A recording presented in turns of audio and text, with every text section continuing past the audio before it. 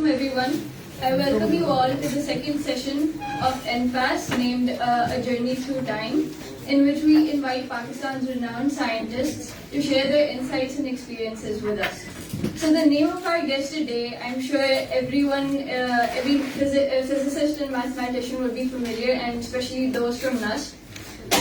He is one of the founding members of the School of Natural Sciences and has served here as director for many years. He is a prominent cosmologist with a specialization in mathematical physics and physical cosmology. He has been a distinguished student of the Nobel laureate Sir Roger Penrose and has also had the honor of working with Dr. Abdul Salam himself. For his great achievements and service, the government of Pakistan awarded him with Sitara-e-Imtiaz in 1999 and Hilal-e-Imtiaz in 2008. He has also received numerous international awards over the years in the field of maths and physics. Truly an honor to have him here with us today. Please give a warm welcome to Dr. Asghar Qadir.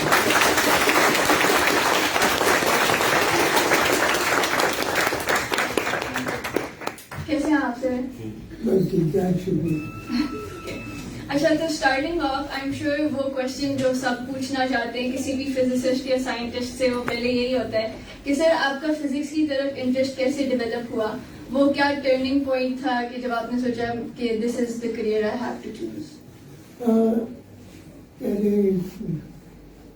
वो तो कई वजूहत होती हैं जो guide करती है, और मेरा ये था कि 9 साल की उम्र पे मैं बीमार हो गया, 1 साल बिस्तर पे लेटा हुआ। मेरे वालिद ही मेरे बच्चे कौन कभी आए, वालिद ही थे जो आते थे। वो मुझसे बात करते थे साइंस की, ख़ास तौर पे उनको ज़्यादा शौक़ था फिज़िक्स की तरफ का, और सबसे ज़्यादा वो पढ़ना चाह रहे थे और पढ़ रहे थे रिलेटिविटी का। उसकी वजह से मुझे शौक हो गया रिलेटिविटी के लिए करना हो, तो मैं उस नतीजे पे पहुंचा था कि फिजिक्स असली चाहिए और मैथमेटिक्स की ज़रूरत है जो इस्तेमाल के लिए। तो मेरा इरादा ये हुआ कि मैं बीएससी ऑनर्स करूँ। उन दिनों में 3 साल की बीएससी या बीएससी ऑनर्स होती है, कि मैं 3 साल वाली बीएससी ऑनर्स करूँ मैथमेटिक्स में यहाँ, और फिर बाहर चला जाऊँ फिजिक्स में आगे पढ़ाई करूँ, ताकि बेस बैकग्राउंड जो ज़रूरत है टू द टूल्स देन वो फिजिक्स। शौक तो 9-10 साल पे हो गया हुआ था, और बाकायदा प्लानिंग 16-17 साल पे हो रही थी। इरादा इसीलिए कि सर आपके फादर भी जो है एकेडमिक फील्ड से बिलोंग करते थे? कतल नहीं, वकील थे, मगर उस जमाने के वकील आजकल के वकील नहीं थे। आजकल तो उल्टा बड़े होते हैं, हाथापाई पे पहले आते हैं, बात उनकी दलील वही हाथापाई की। मेरे वालिद का बिल्कुल दूसरा था।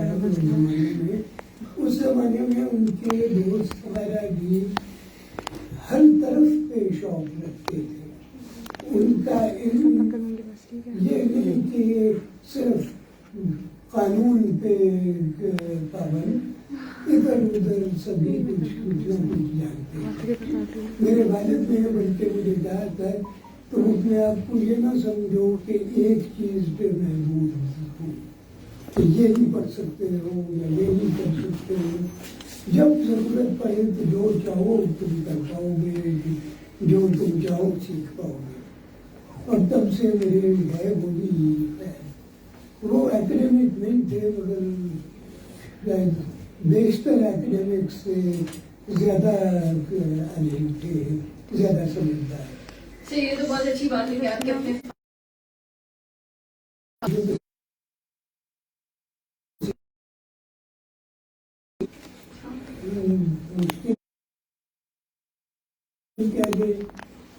या कहने के लिए फायदा हुआ اسٹوڈنٹ ذرا بہتر ہو گئی اور گرمیوں میں بخار چڑھ جاتا تھا.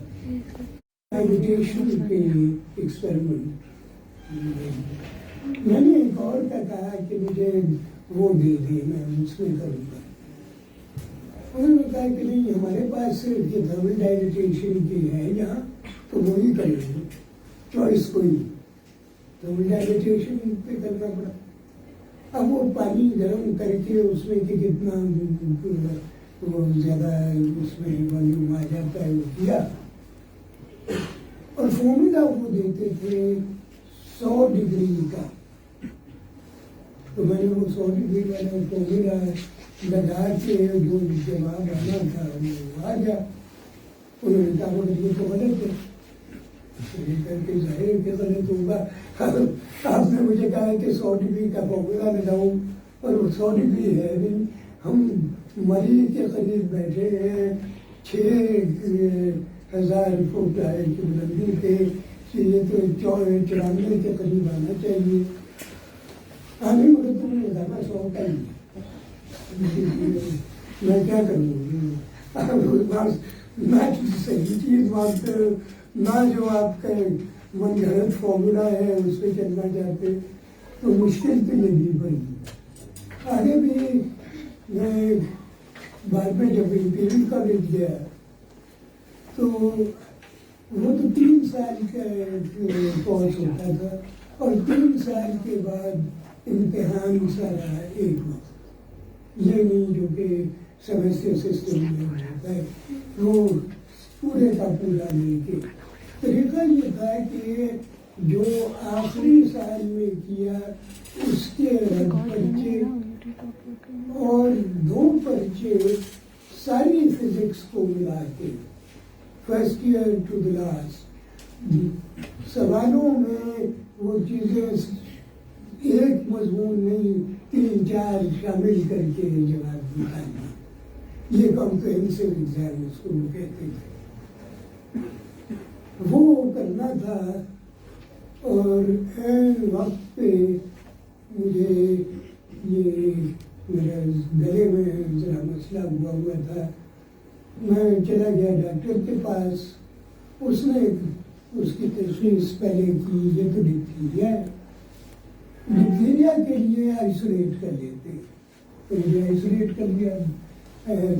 وہی وقت جب کہ میں نے تیاری کرنی تھی تو مجھے آئسولیشن میں ڈال دیا اور میں پھر اسپتال میں ہی تیاری کرتا رہا جو مجھے سب کر سکتا ہے وہ کرتا رہا.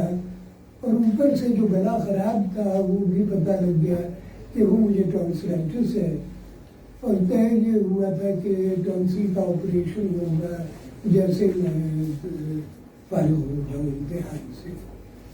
تو بیمار بھی تھا اور ساتھ آئسولیشن کا بھی مسئلہ رہا تھا.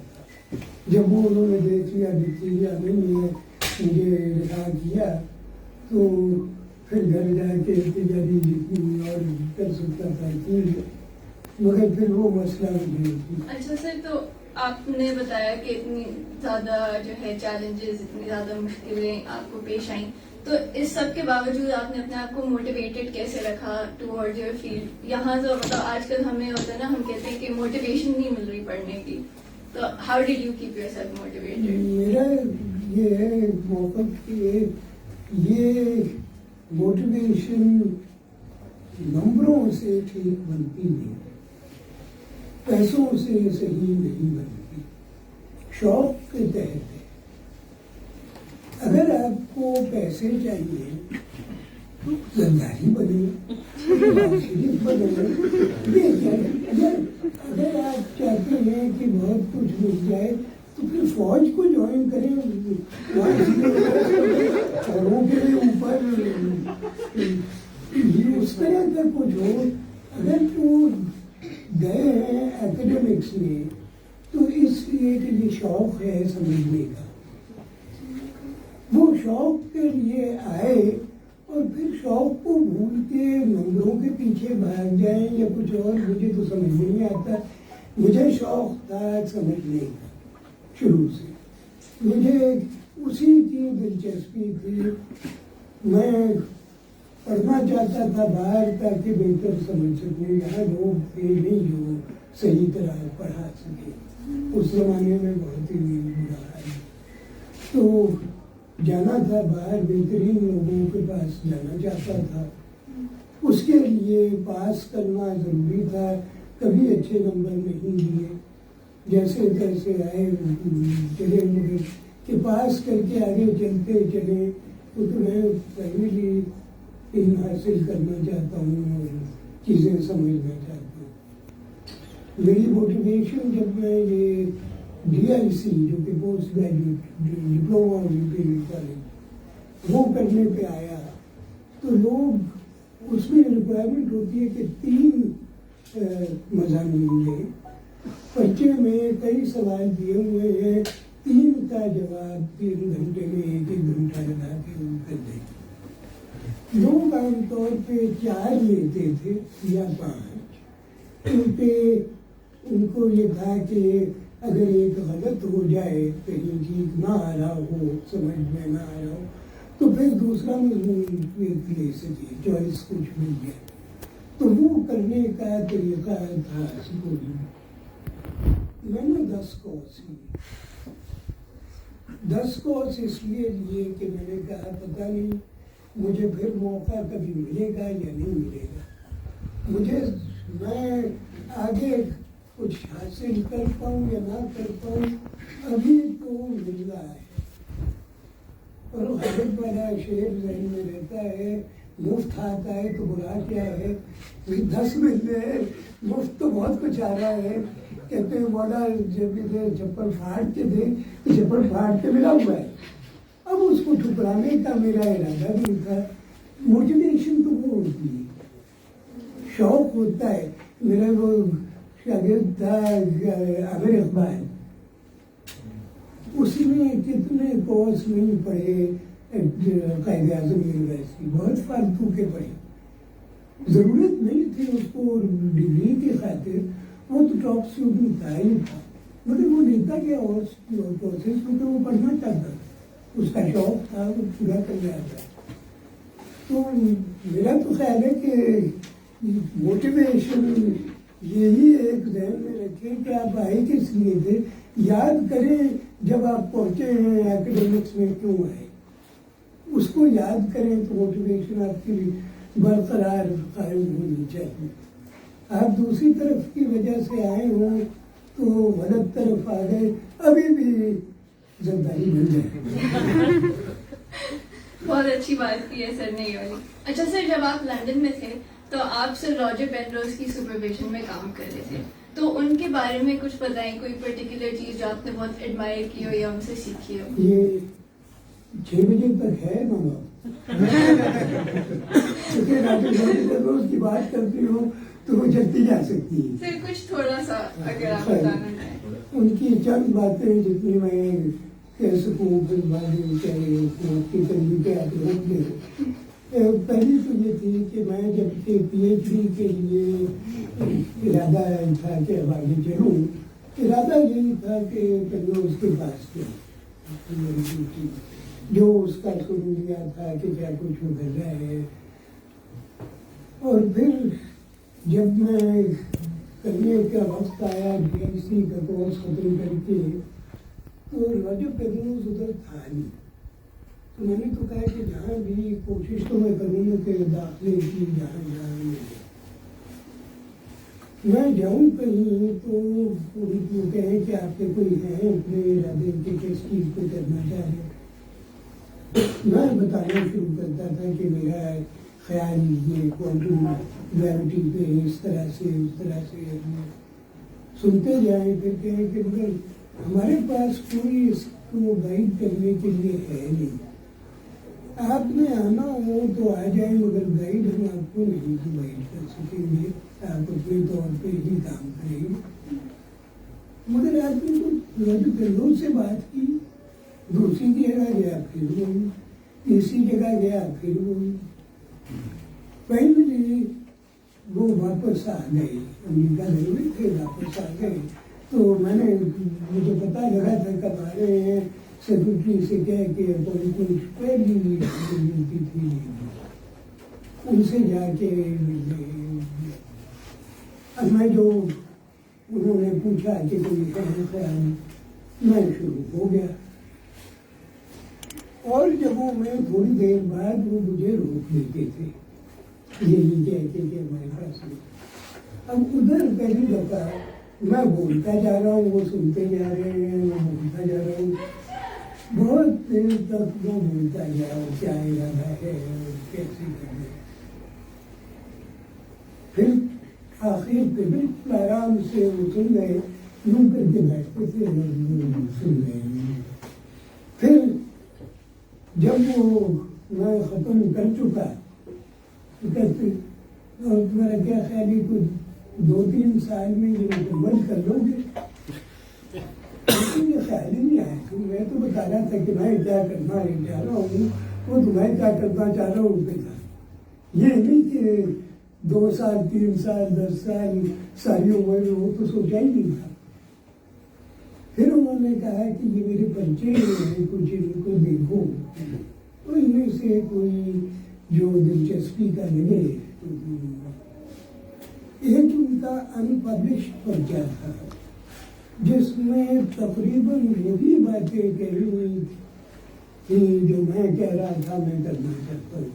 मैं अपने तौर पर उसी पे पहुँचा था, उन्होंने बहुत बेहतर formulation obviously much more mature, तो वो मगर बेसिक आइडिया वो उनका था ये स्पिन नेटवर्क्स पे, और वो मैं फिर मैंने उनका पर्चा पढ़ा क्रिस्टल एल्जेब्रा आगे होनी चाहिए। मैं इस पे कर दिएगा, उनके पास पहुँच गया कि ना तो इस पे करना। सर आपने वही ट्विस्टेड अलजेब्रा के बारे में बोला, can you explain it a little simply कि वो एग्जैक्टली है क्या?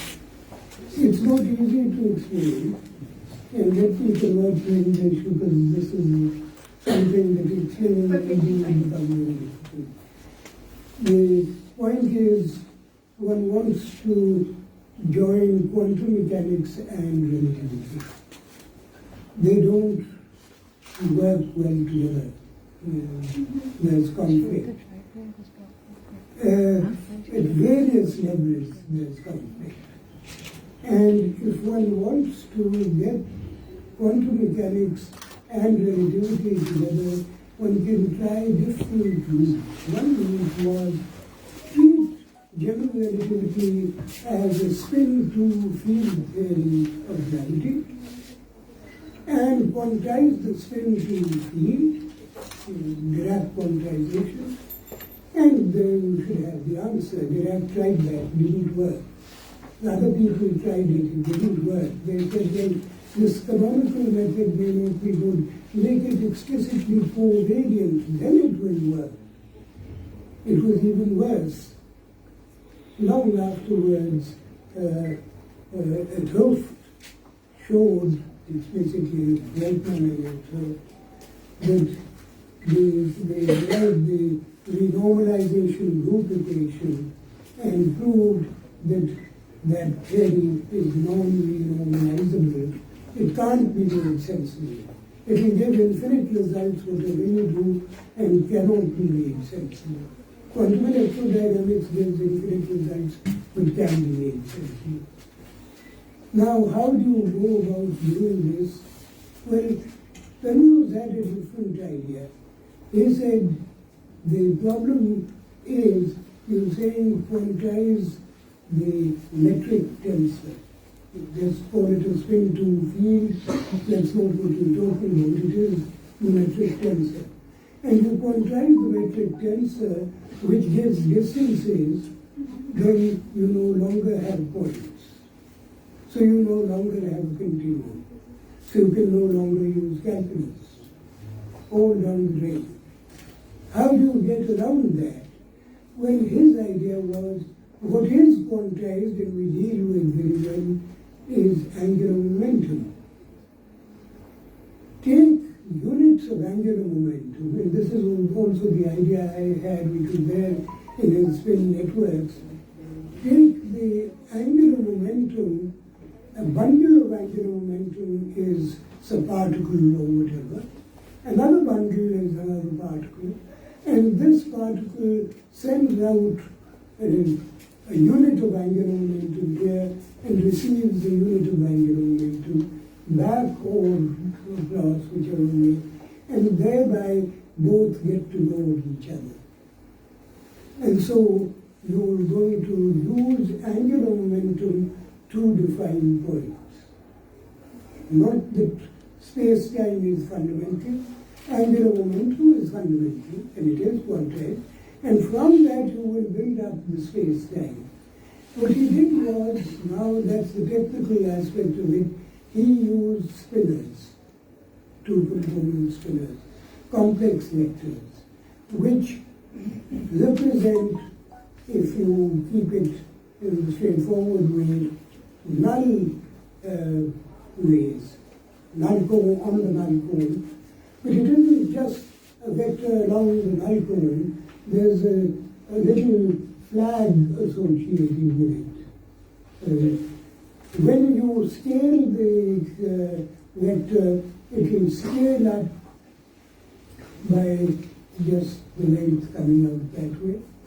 And the flag will iterate by twice the argument of the scaling factor. It's complex. It will come out with twice that.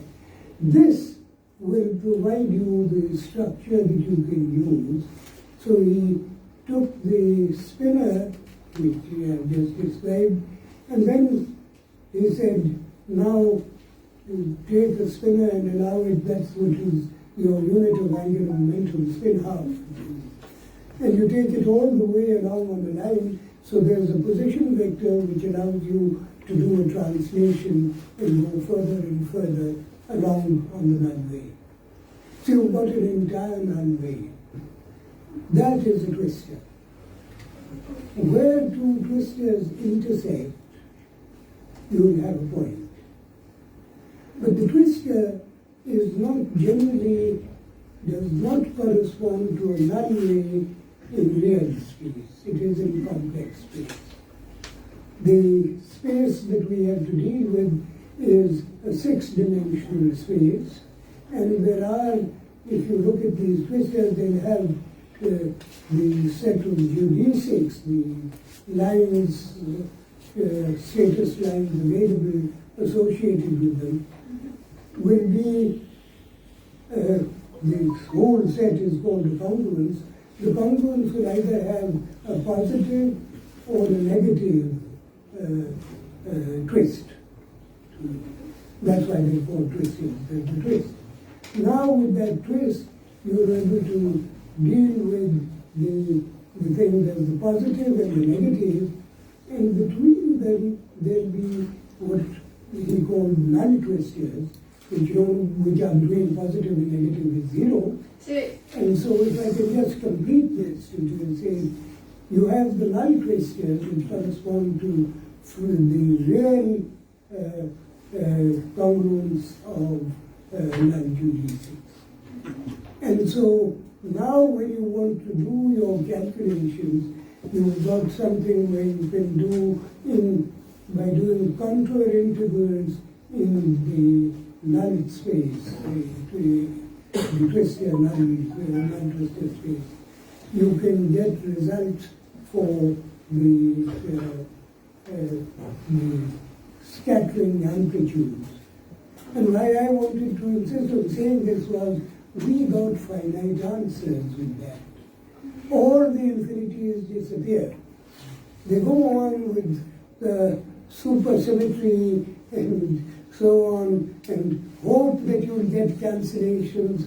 It never really worked. And you go with that, and you don't need any of that. You've got finite, absolutely finite answers with twisters.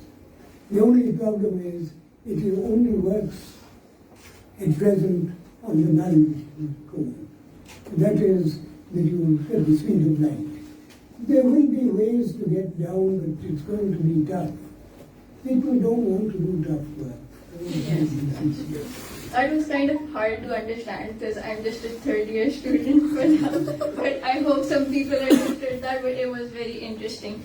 Sir, I think we should take a few questions from the audience. If anyone would like to ask a question, they can raise their hands right now. We can start with you. Just explain what is vacuum in physics. What is Vacuum. Yes. It depends on what you mean by vacuum. Let's say, as a vacuum physicist, all I need is that there be sufficiently few molecules of air in whichever region I want to vacuum. I need that, for example, for gravitational wave detection. I want a vacuum. It will never be an absolute vacuum, but it will be close enough to absolute for practical purposes. The number of molecules left will not scatter the laser light too much to cause noise for the signal, and you'll be able to detect the... And this says that you have to see this laser light going back and forth something like 1,000 times over a 4 kilometer arc.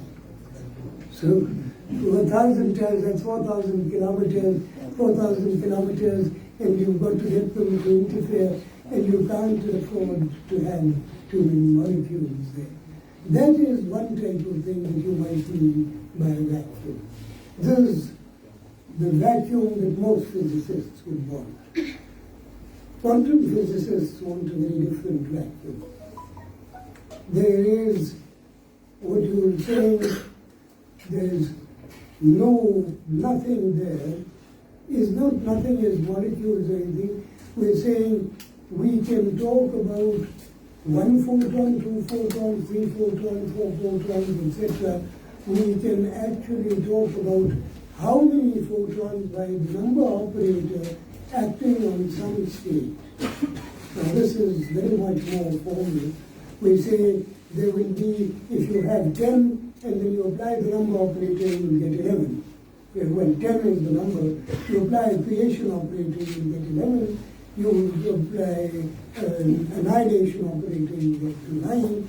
And you can do the creation and annihilation, that will give you the number in that, and that will be it.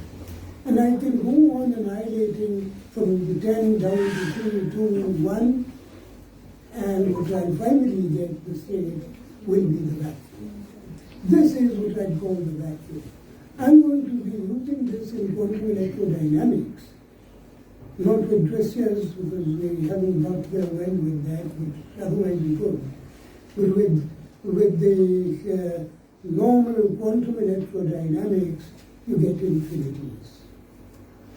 When you get those infinities, how do you get rid of them? I'm talking about infinite probabilities, meaningless.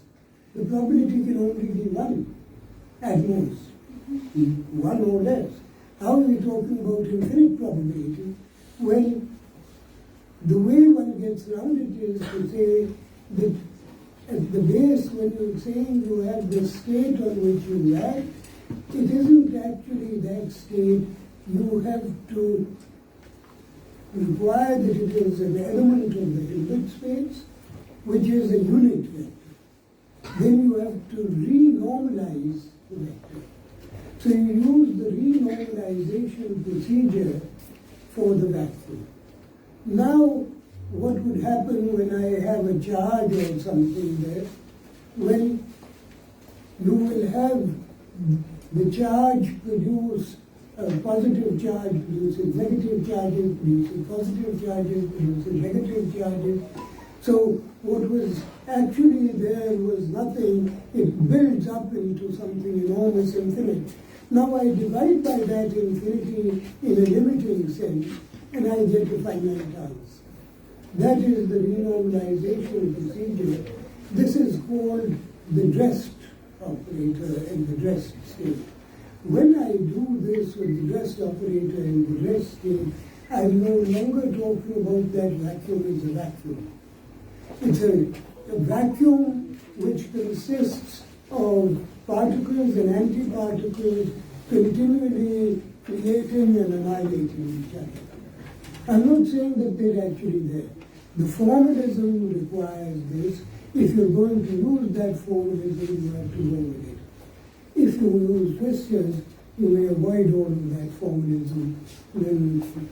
Then I don't know, the vacuum may be well described by a vacuum, but then I don't know how to come off the vacuum. Thank you. That's a very interesting answer. Okay, so sir, back in 1970s, while you were working at the Rutherford High Energy Lab, you decided to come back to Pakistan. I need to correct that impression, though I saw that question. I was an undergraduate student at Imperial College. In '64 I joined. I came home in '65 summer. In '66 I decided to stay there and do vacation work. I did vacation work there at Rutherford High Energy Laboratory at 65. Okay. Well, 66 actually. 64, 65 I was there. So 66 I was there at Rutherford High Energy Laboratory. And they had a problem with their accelerator, Nimrod. In those days, a really high energy accelerator, the highest around 8 GeV. Nowadays that's not high energy, but in those days that was the highest energy. Now you go to there and their problem was that it was working at something like 7% luminosity. The design was over 25% luminosity. So you're losing most of the beam. It's very, very expensive. Why was this happening? Well, because when they did the measurement of the quadrupole magnets that bend the beam around, they did it on the magnet itself. It was 6x8 foot magnet, and they did it in a 6-inch mesh. Now we're talking about a beam of a fraction of a millimeter in a 6x8 mesh. And when you are going to get the beam out, how do you get the beam out? Well, you plunge in a magnet which is going to deflect the beam and pull it out to where you desire it to come out. You have the tube there, and just goes into that. For which you had better be very precise. You have to plunge in just right. If you go slowly again, it won't give the deflection where you want it. You start deflecting earlier, and the beam will just go like that. You need it to go in one direction. You really have to be careful.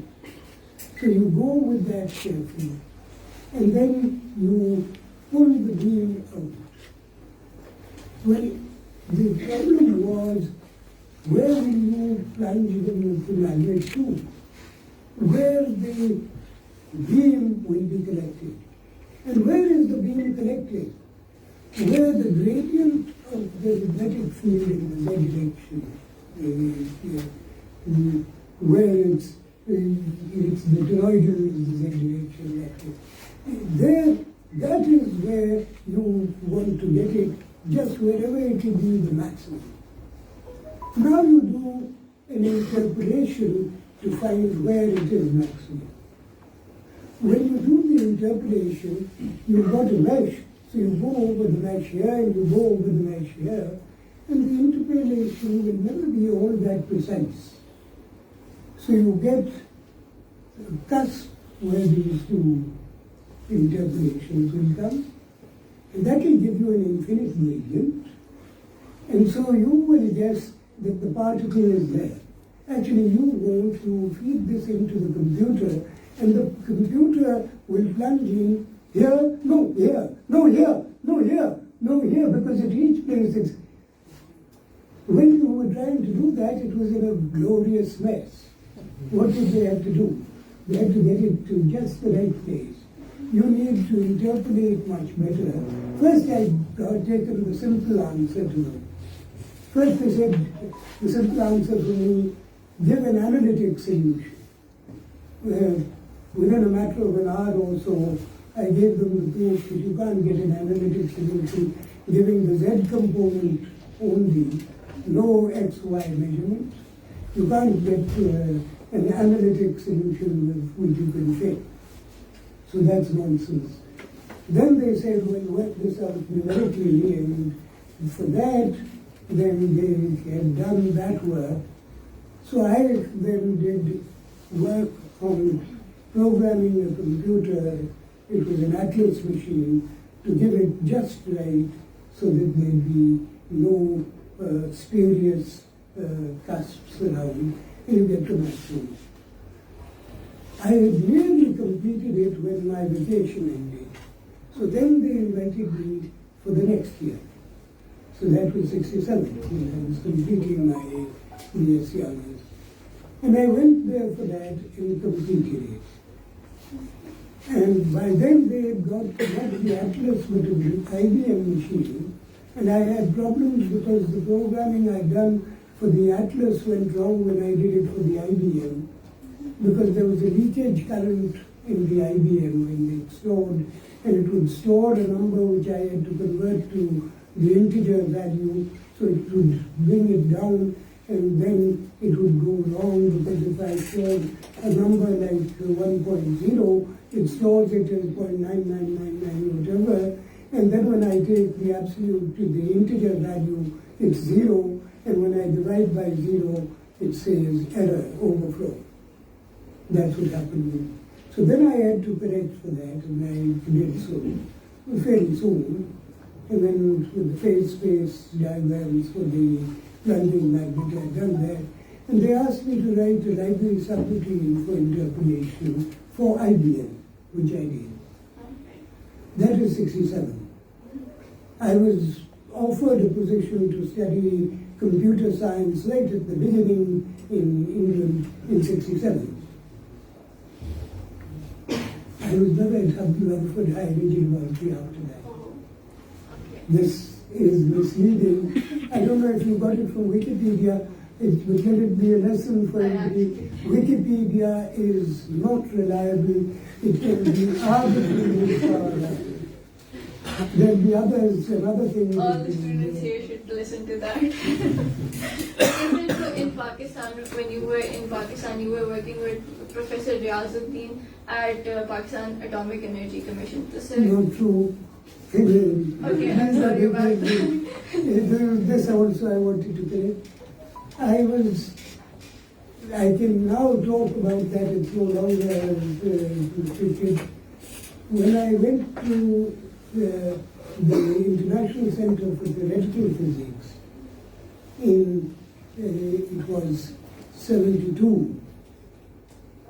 Salam Sahib called all of us Pakistani students to him, and he said that Zulfikar Ali Bhutto had called him and had said that they had means to get enough plutonium, and would he now take on designing a plutonium bomb?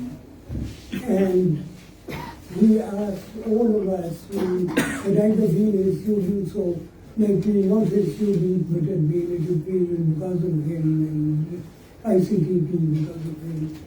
So he asked all of us to get involved in the bomb.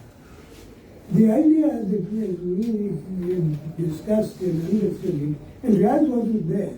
We all agreed that the person to lead the team would be Riaz. But he wasn't there even. He would be the one who was there. And we discussed among ourselves, and we thought this was an ideal opportunity to develop science. It was really at the cutting edge. We would do that. And, well, you can call it a bomb if we like. Now, to that extent, I was going along with it. When I came back, I met the chairman of the Atomic Energy Commission, Mir Ahmed Khan, and I realized that it was very serious.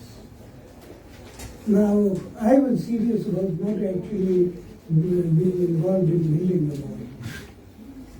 This let me go back to my childhood, or near childhood. At the age of 16, for my birthday, my father had offered me a choice of two books. One was Nuclear Energy for Peaceful Purposes. The other was Atomic Weapons. I was choosing atomic weapons. It was a big book, nuclear energy. And my father then asked me to think about it.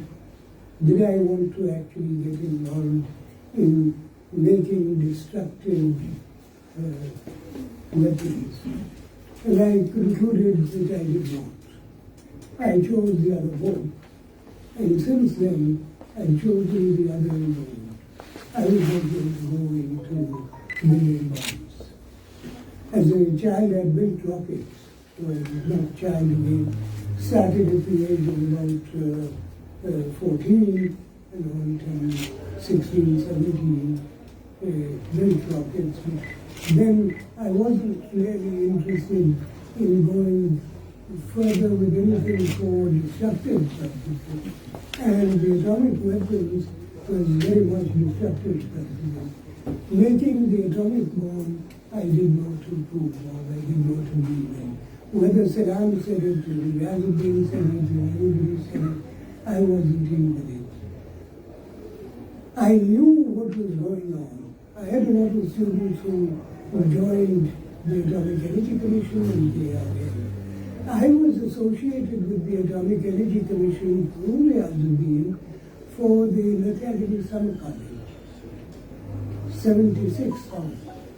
And I was doing that work with him very heavily involved. So I worked with the academy. I was not involved with anything academic of the other kind, no research, neither purely theoretical type research without the bomb nor the other. I was working with him on the academy. That means there are a lot of corrections that need to be made on that is wrong, and I did not see the explosion. Alright. There was that question, so let me answer it. I did not, and categorically not see that explosion. There were two AQs. I am just AQ. That was AQ 5.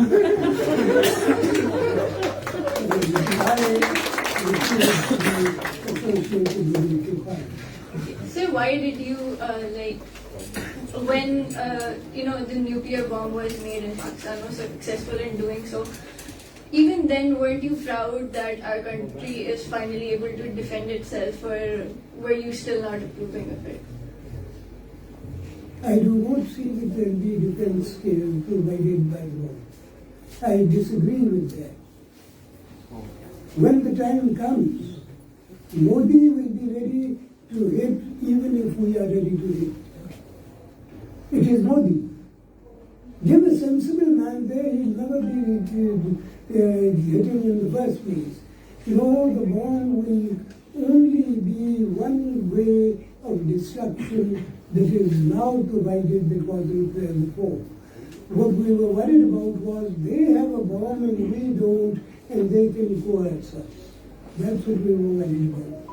What we needed to be careful about was, rather than wasting our energies on bombs and armies, build a strong economy, sufficiently strong that the people are content. Build a society sufficiently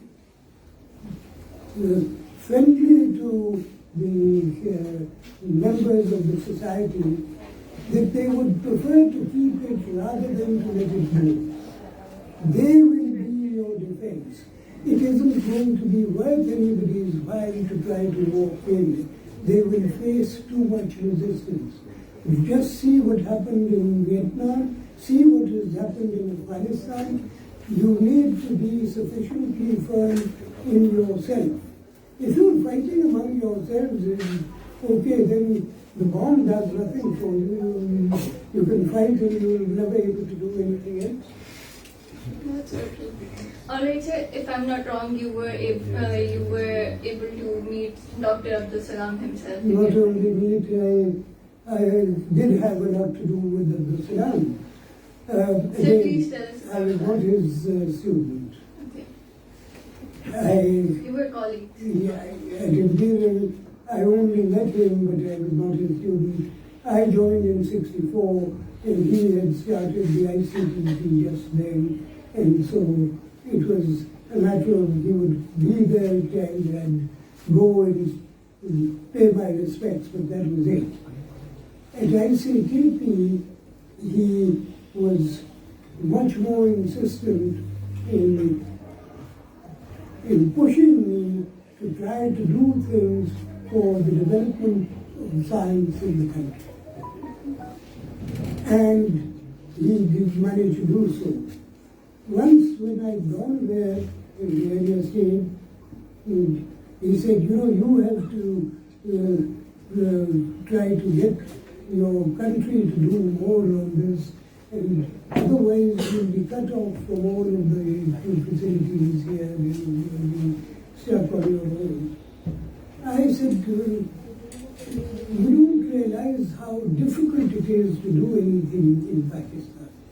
That was the typical answer for everybody. My excuse is I was 26 years old, and I was giving that excuse. He said, well, what do you think? It's easy to run the center. Where do you think the money comes from? How do you think it runs itself? How do you think one can get it to run? I was ready to sink into the ground because, the way he is achieving so much, he said that I refuse to do anything other than get the benefits. If I'm getting the benefits, isn't it my responsibility to pay back? And all the payment he wants back is not that I pay him anything, I pay back by developing science here and in the third world. Thereafter, without making excuses, I did so. And I was involved with him heavily for that. In particular, when he got the Nobel Prize, he set up he set up what he called a prize for young Pakistani scientists. I decided to call it the Abdul Salam Prize. The committee was of 3 people, Riaz, Fayaz, and myself. And I was young at the time, I stressed at 30 years old. No, it was not 30, 34 years old. And then when it was set up, Riaz and Fayaz up and left. So I was left. And I had to manage it, and whoever would allow me to listen to me when I tried to manage anything like that, 34-year-old assistant professor, nothing.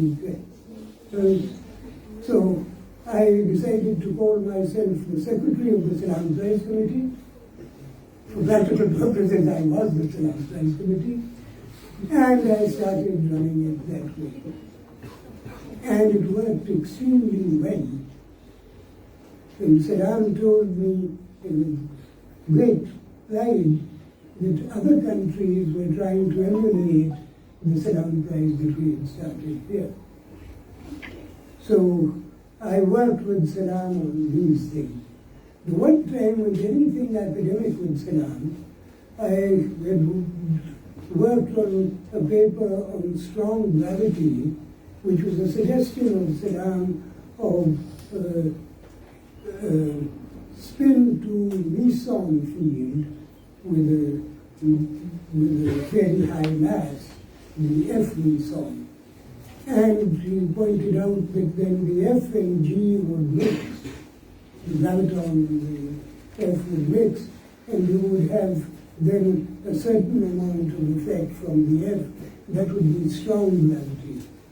And I had written a paper about strong gravity, and Saddam called me one time when I was at tea, and you know, this is not generally regarded favorably about his work.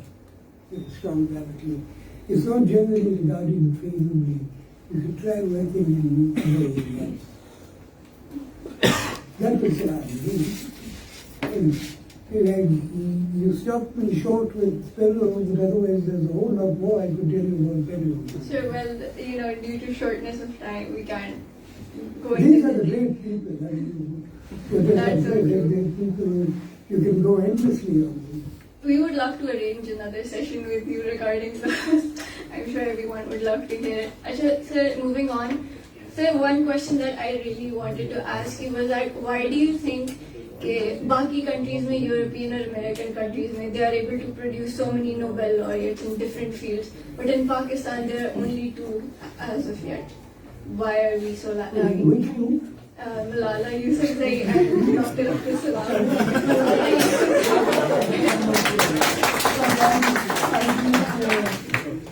Sir, I named Malala Yousafzai and Dr. Abdul Salam. Malala. Man. Okay, not the other one.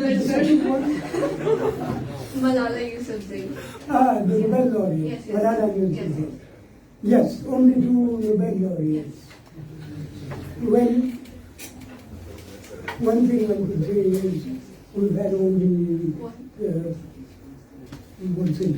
people would normally say we've had 74, 75 years. I would say we've had 34 years, is it also 35, 34 years since Pakistan, as it is now, was born. How many more do we expect? Well, I don't know. But that isn't the reason. What Sergei Zhudbai goes on saying is correct. It is the culture. Our so-called Academy of Sciences, of which I'm a fellow as well, mind you, insists on going on with talks, lectures, everything, climate change, global warming, etc., all direct application, and will otherwise, if you give a project, will say, what benefit will it be of the country?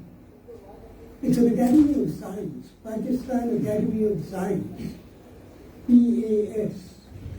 It is past if you do that. Pakistan Academy of Science and Technology. One word, Science and Technology. It is not supposed to be that. When you do science and technology, the science becomes that small, and the technology is that big. And that's the end of the science. You don't then get to do science, people go on pushing you into the other side. You make in the project, they say, what is the economic benefit? Now I'd like to make this point here. What is the thing that we lack most in this country? Somebody say, what is it we lack most? Money. Anybody? Scientific culture. What do we lack most? Money. Tolerance. Equality. Equality. Well, quality is a general quality, but what thing that we would go for economic benefits that is most lacking?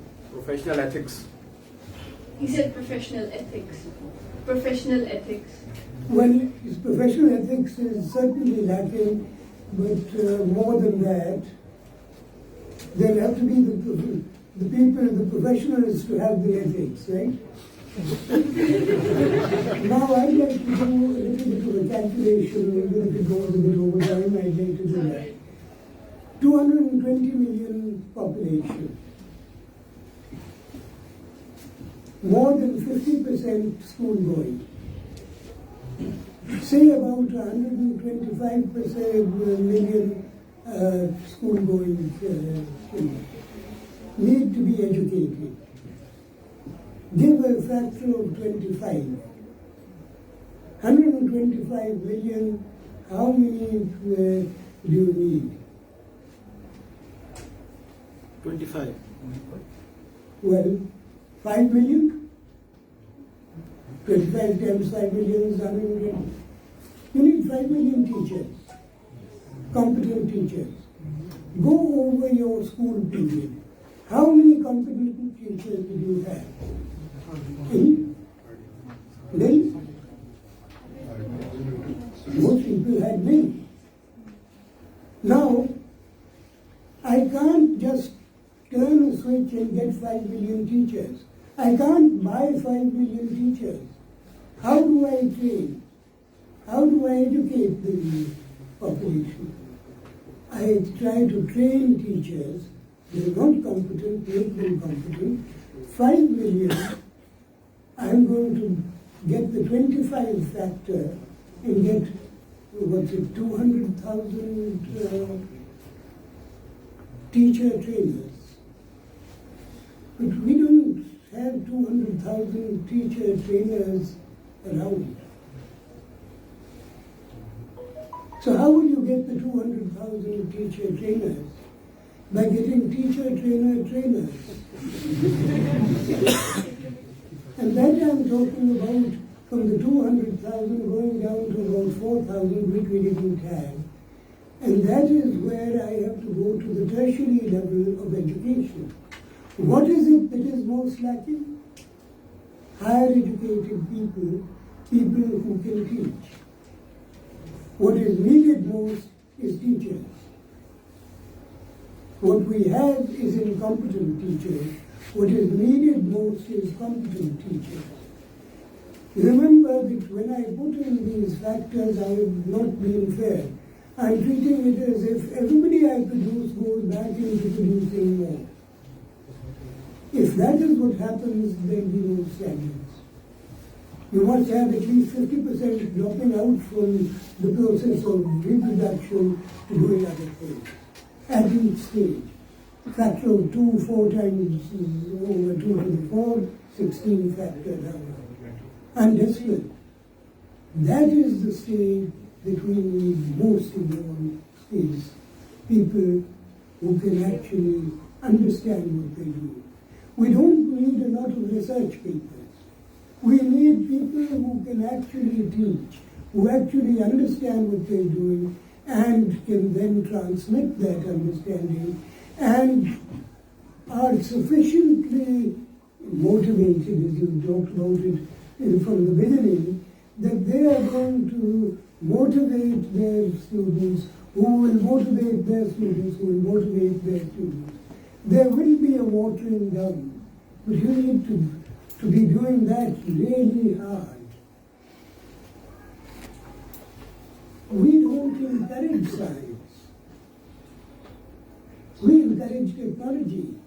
We do not appreciate Salam, we appreciate A2 And when you talked about ethics, back again for that, when I talk about Salam, the ethics is also there, perpetual commitment. And when I talk about A2 somebody who stole, who is loaded for stealing. चोरी का माल कभी रास नहीं आता. कहते हैं कि इल्म की चोरी नहीं हो सकती. मैं इसको उठा लूं तो कुछ नहीं, मगर मैं उसका जो कि बेसिक तरीका है वो उठा के ले जाऊं और कहें कि कोई चोरी नहीं हुई. मैं उसके बनाने के जो बेसिक तरीके हैं उनको उठा के ले जाऊं जो किसी ने दरियाफ्त किया, कोई some millions to billion rupees dollars खर्च किए, मैं उठा के ले जाऊं, मैं कहूँ इसमें तो कुछ हो नहीं. ये बहाने नहीं चलते. देखिए एथिक्स जो कि आपने बात की, ethics does not allow these type of excuses. And we need to go with ethics. We always have and always will. Okay, so do we have any more questions from the audience? Sure. You have to speak up, you can come to the front. ये mask डाल sir that's a great piece of Yeah. बोलिए। Okay. Sir, I actually wanted to ask you that at the current state, do you think we need better physics or do we need more sophisticated math in order to unify our theories? I'll try to give the answer to that by the example of the way I personally went with it. Okay. I went for mathematics as the base because I felt that I could always pick up the physics. It would be easier. I couldn't always that easily pick up mathematics. That was my assessment at that time of my capability. But everybody has their own capability. What I would say is that which you feel you are not so good at, pick it up first. Work harder at that, get that done. Get that under your belt. Then go for that which you anyhow want to do.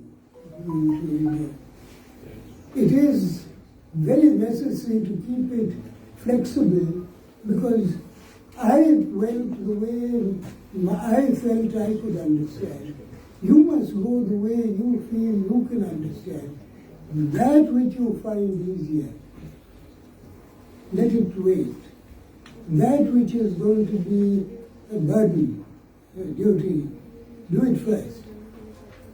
ABC पहले सीखे, अलिफ बे पे पहले सीखे, चाहे आप बाद में नौकरी पढ़े, चाहे आप उसमें तारीख की चीज़ें पढ़े, वो फिर बढ़ती है, मगर वो बेस तो पहले बने। Alright, next question. Yeah. Assalamualaikum. I'm biologist and I want to ask that what are your insights about quantum physics and its application in biology and what could be the potential research areas in this? कितने लोग हैं यहाँ जो biology और उसके quantum physics की इस्तेमाल का जानते हैं? हाथ खड़े कर दें, आप भी तो हाथ खड़ा कर दें, आपके हैं दो तीन लोग, चार, कुछ ना कुछ है सही। बात आती है इवोल्यूशन थियरी की,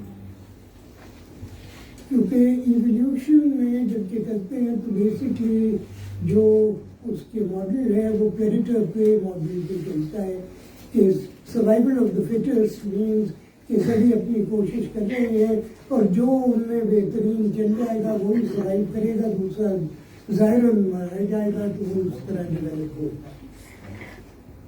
अब ये है कि आपने जब ये करनी है तो कौन सी स्ट्रैटेजी होगी जो ये स्टेबल रिजल्ट दे। बहुत ज़्यादा हो गया तो आप इतने सक्सेसफुल हो गए कि बाकी सब चीज़ें मार दी तो आप खुद भी मर जाएंगे। There must be the stability to that the whole system can really come to everything. ये किया जाता है क्लासिकली गेम थियरी के जरिए। ये गेम थियरी का तरीका किया जाता है, differential games for systems of differentiation, उनके साथ कि ये स्पीशीज आपस में कम्पीट या कोऑपरेट करेंगी, कौन सी फिर बेहतरीन करेगी।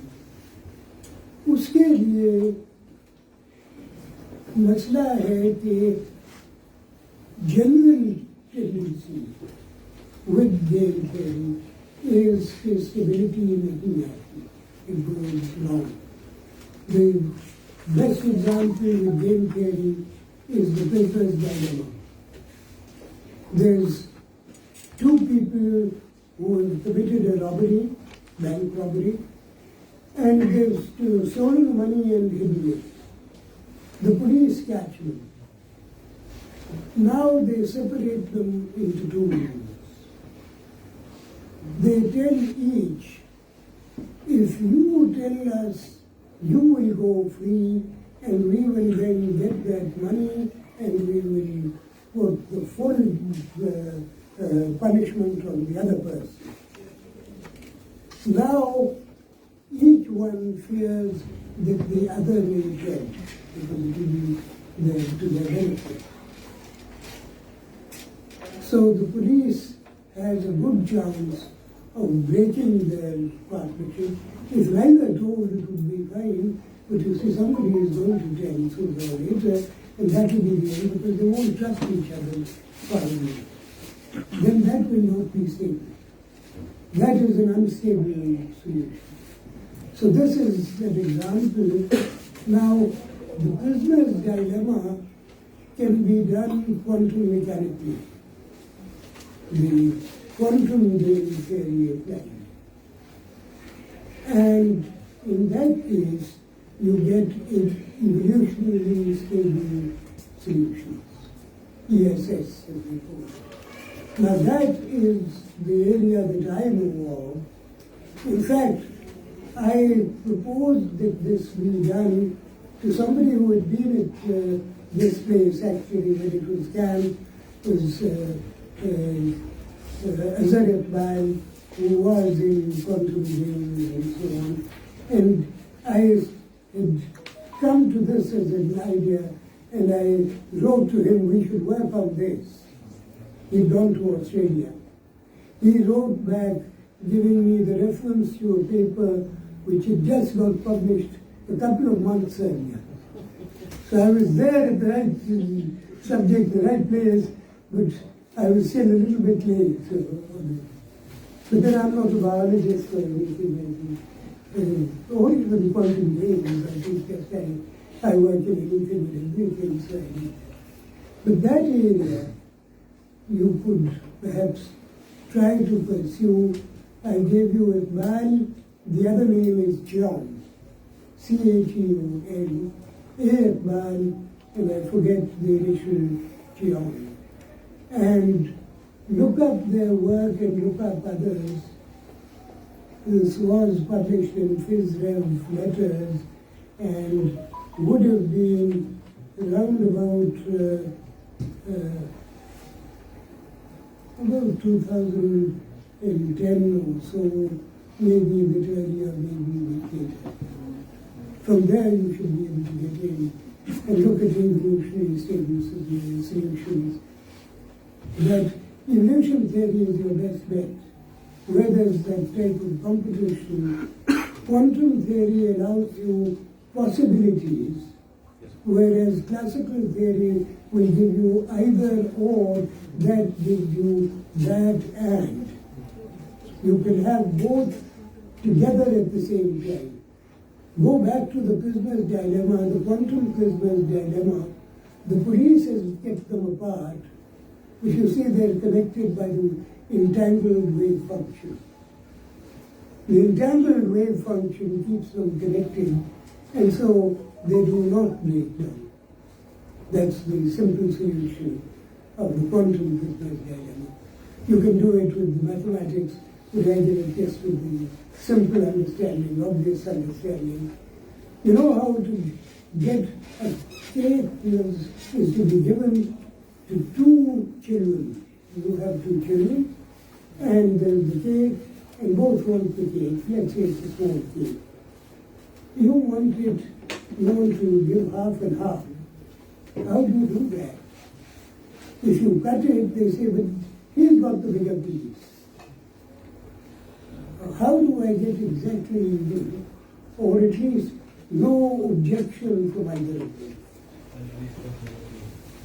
This is game theory at play.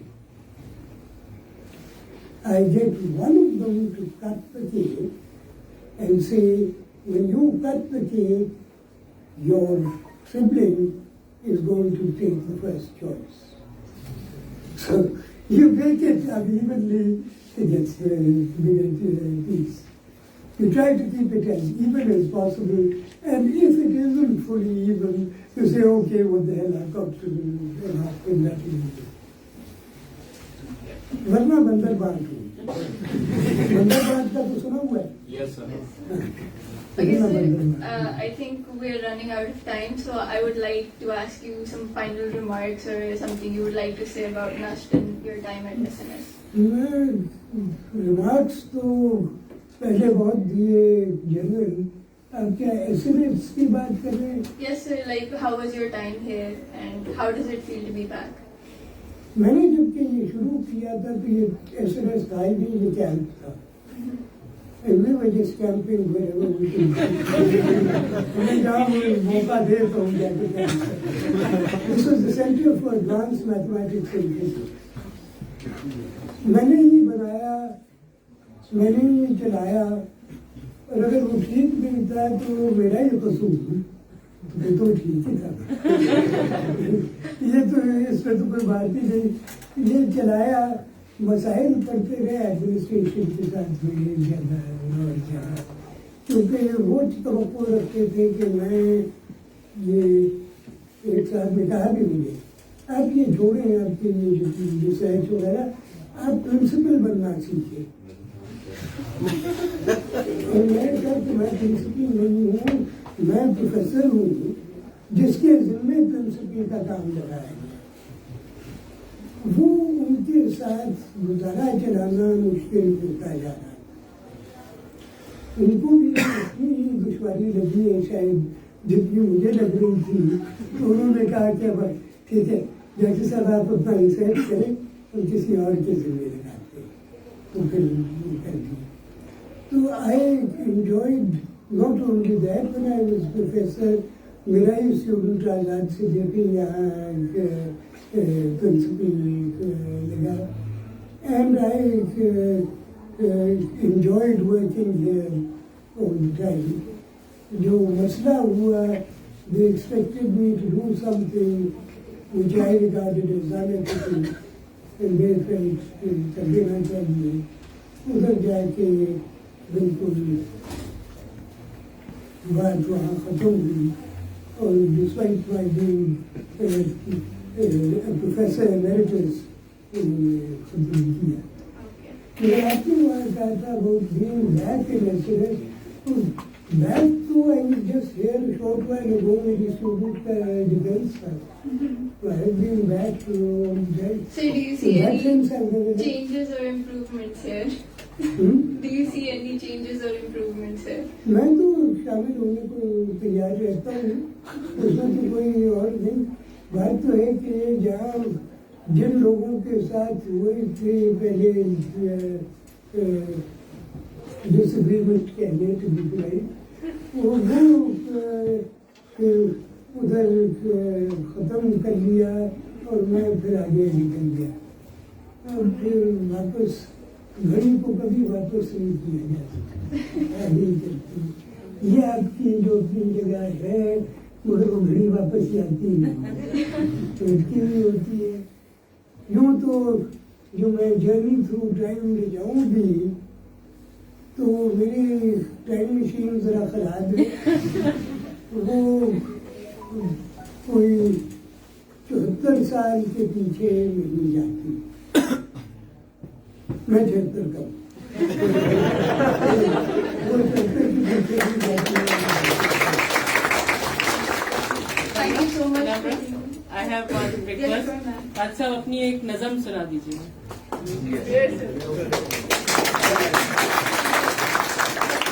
یہ کہتی ہے کہ وقت کی بندی میں بہت چھوٹی ایج میں لکھی, وہ بھی آپ جانتی ہیں, میں وہ سنا. یہ عنوان اس کا ہے مسدس کرونا. کرونا کرونا کرونا کرونا, یہ کیا رٹ لگائی کرونا کرونا. کیا نہ کروں میں کہ کہو کرو نا, یا کیا میں کروں کہ کہو کرو نا, یا نہ کرنے کا رونا یا کرنے کا رونا, جہاں میں بس اب ہے کرونا.